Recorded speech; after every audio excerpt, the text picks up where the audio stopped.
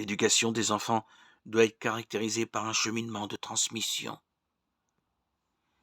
de la foi, rendu difficile par le style de vie actuel, les horaires de travail, la complexité du monde contemporain, où beaucoup vont à un rythme frénétique pour pouvoir survivre.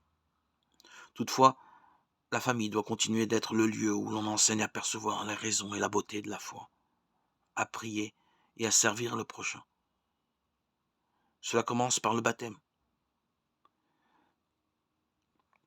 Ensuite, commence le cheminement de la croissance de cette vie nouvelle. La foi est un don de Dieu reçu au baptême, et elle n'est pas le résultat d'une action humaine. Les parents sont des instruments de Dieu pour sa maturation et son développement. C'est beau quand les mamans enseignent à leurs petits-enfants à envoyer un baiser à Jésus. Que de tendresse se trouve en cela. À ce moment, le cœur des enfants se transforme en lieu de prière. La transmission de la foi suppose que les parents vivent l'expérience réelle d'avoir confiance en Dieu, de le chercher, d'avoir besoin de lui. Car c'est uniquement ainsi qu'un âge à l'autre vantera ses œuvres, fera connaître ses promesses. Psaume 145, 4. Et que le Père à ses fils fait connaître sa fidélité. Isaïe chapitre 38, verset 19. Cela demande que nous implorions l'action de Dieu dans les cœurs, là où nous ne pouvons parvenir. Le grain de moutarde semence, si petite, devient un grand arbre.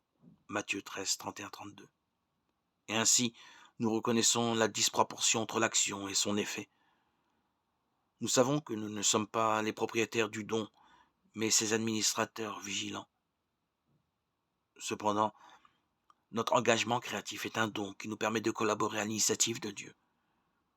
Il faut veiller à valoriser les couples, les mères et les pères, comme sujets actifs dans une communauté.